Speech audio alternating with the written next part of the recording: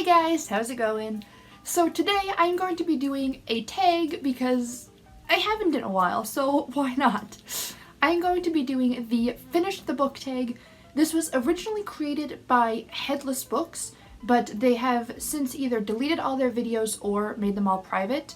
So I can't link the original video, but I want to say that I was tagged by Kier the Scrivener. She tagged every Canadian, so that's me, right? Like, I live in Atlantic Canada, I'm in New Brunswick, so I want to say that she tagged me even though it was indirect, but it counts. But this is basically just a tag about finishing books, and where one of my big goals for this year is to try to work on my physical owned and unread TBR books. I thought that this would be just a good little tag to do since I'm trying to focus on it. So yeah, that's what today's video is going to be. So let's just get straight into the questions. Question number 1. Do you keep a list of all the books you have read? As a matter of fact, yes I do.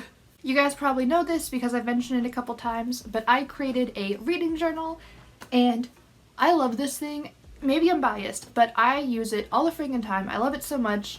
Available now on Amazon. But I keep track of all my books here. So I have a table of contents page, there we go, of all the books that I've read, and then of course I track them all here, and they each get their own page. So yes I do, and of course I also track them on Goodreads, because that's just what you do. Question number 2, if you record stats, what stats do you record? So I have a couple different ones. So in my reading journal, I'll turn to a blank one because I usually include spoilers in this because, I mean, it's just for me and I've already read these books. But you'll see here I have the title, author, year, genre, pages, the date I started it, the date I finished it, and my rating.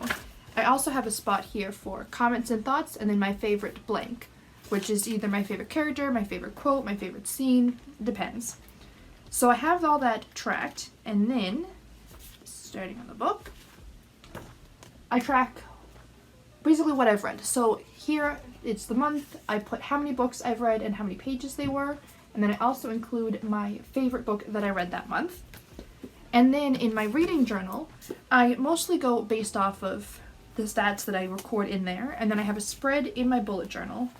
This is one of my favorite spreads, but I have the total amount of books, I have whether they were standalone, duology, or series, I have male author, female author, or either unknown or anthology mixed, etc. I have the genre, I have whether it was a new read or a reread, I have the page count, the year it was originally published, the format that I read it in, what my rating was, and also each month I have recorded how many books I read and how many pages they were. So yeah, I love stats. I love stats very much. So those are the ones that I currently record. Question number 3. Do you give star ratings for books? And if so, what do you score books out of and how do you come about this score? So for my own personal ratings, I rate them on a scale of 1 to 10 because, I don't know, that makes sense to me. For these ones, it more just, I don't have specific criteria for it. It's really just how much do I feel like I enjoyed the book and how good of a book do I think it was, if that makes sense. Because the 1 to 10 scale is for my own personal ratings, those ones kind of depend more on how I feel about it. So if it's a badly written book, but I still enjoyed it, I would rate it a little bit higher. And if it was like a well-written book but I didn't enjoy, I might rate it a little bit lower. I do tend to give higher ratings, actually. You'll see there, I give out mostly between 7 and 10s. I've only given out one that was on either 1, 2, or 3 so far this year. I've given 10, 4 to 6s. I gave 23, 7 to 8s, and I gave 16, 9 or 10s. So that's pretty much how I do it. I tend to be a pretty positive person anyways, so I think that maybe I'm a little bit more relaxed with my ratings, but like I said, the 1 to 10 ratings are mostly for me.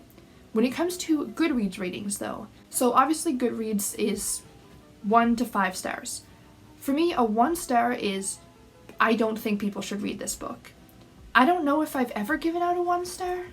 I might have given out maybe 1 or 2.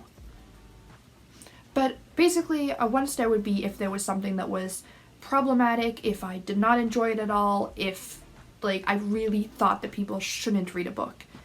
And I think that that's quite like a big deal. Like, I think it takes a lot to say like nobody should read this book. So I pretty much never give out 1 stars.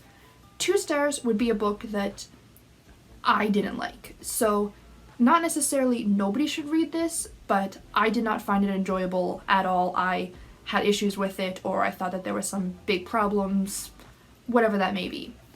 3 stars is more like, it was okay. I didn't dislike it. To me, it's a very fair neutral. 4 stars is basically good or great. And there's quite a long range of 4 stars because there's, I don't know, I think the vast majority of my ratings are 4 stars. And 5 stars are books that I really, really enjoyed. I think I'm more liberal with my 5 stars than some other people because the perfect book doesn't exist. If I think a book is above great or like really, really good, I'll give it 5 stars. And then the last thing to note about my Goodreads star ratings is I always round up. So say something would be 4.5 stars, I'll rate it a 5. Because that just, I don't know, that just makes sense to me. And I don't know, I think that sometimes people hoard their 5 stars a little bit too much. And I don't know, I just think that since the perfect book doesn't exist, I might as well give very, very good books 5 stars. But that's just me. Question number 4, do you review books? So in my reading journal, you'll see that I basically write my thoughts for every single book that I read. So I review them all for myself, and then of course here on BookTube with my wrap-ups I'll do a quick review of them, and every month I pick my favorite book that I read that month and I do my book of the month review on it, full-length review for that particular book. On Goodreads, I try to review them, but honestly a lot of times I just don't get around to it because, I don't know, half the time I'm on my phone when I'm including them on Goodreads, and I don't like typing on my phone. And also the Goodreads website, it's not a great website anyways, but it's really, like, it doesn't load properly on my phone ever, and the app always crashes. So I do intend to, and one of these days, I've been saying this for months, but I'm going to sit down, because I have my reviews written already. I'll type them all up on Goodreads someday. Hi, Comet. But I don't get around to it as often as I should. If it's one of my friends' books or like an indie book, I'll almost always review it though, because not that the reviews that don't matter for like traditionally published books or like bigger books, but if it's a author with a smaller platform or if it's someone that I personally know, it's just a little bit more of a priority to me to get the word out there and talk about what I liked about the book. And basically if a book doesn't have many reviews, I'm going to put more effort into putting a review on there because it will carry a little bit more weight, if that makes sense. But like if it's a classic that I'm rereading, I usually don't bother because everything's been said already, and yeah. Question number 5, where do you put your finished books? I'm assuming this means like if people have a specific shelf for read and unread books. I put them just back on my bookshelf. My books are organized alphabetically by author last name. Read and unread are all mixed together. Right now, because I'm focusing so much on trying to read all of my physical books that I have, the books that I have read are pushed in and they're pulled out if I haven't read them yet. I just find, for me, it makes it a little bit easier for me to see at a glance what books I haven't read, because sometimes when I'm just glancing across my shelf looking for a book to read, my eyes kind of fall on the same books every time, or like I'm drawn to my favorites or something like that. But where the ones that I am trying to prioritize are already pulled out, I think that just kind of helps me see it a little bit better. And also it really bothers me that they're not all smooth and flat. So it's extra motivation for me to hurry up and read those books so I can push them all back and have them all nice and smooth again. But yeah, if you're wondering why my shelves look so messy, that's why. Question number 6, how do you pick your next book? So if there is a readathon that I'm participating in, then I will have those books set aside, and usually I'll pick off based, what I'm feeling like, what I think I can get through the easiest. If I just read a long book, I'll go for a shorter book. If I just read, one genre, maybe I'll go for another one so I don't get tired out. Just really whatever makes the most sense at that time. As far as in general though, really just whatever catches my eye. It really just depends on what I'm excited about at that time. Like, I don't really put too much thought into it. Right now I'm trying to prioritize a couple specific books because I wanted to finish them by the end of the year because I realized they've been on my shelf for so long. Or if there's a sequel that I haven't got to but I've recently read the first book, I'll try to prioritize that. But for the most part, really just, I don't know, once I finish a book, I'll look through and whatever gets me excited, I'll pick it. And finally, question number 7, do you have any other rituals when you finish a book? Actually, right now I'm putting, you can't see, but there's 3 bookcases behind me. And on the last one, the middle shelf doesn't have any books on it right now. So for the entire month, every time I finish a book, I put it on that shelf. So that way when I do my wrap up at the end of the month, they're already all together. And I just like seeing, how full I can make the shelf. It makes me more excited. So I would say that's really the only one I have. Aside from like talking about it on BookTube and tracking it, there's really not much else I do with them. Actually, recently, I don't know if it's really a ritual or just something that's ended up happening, but on my desktop computer, I have rotating wallpaper. I think it changes every hour or so. Or did I change it? I think I have it so it changes every 30 minutes. But I just really like different pretty wallpapers, and yeah, I just always have it switching around. And I have a giant folder of a gazillion wallpapers. But anytime I finish a book that I really enjoy, I look up to see if there's any specific wallpaper for that book.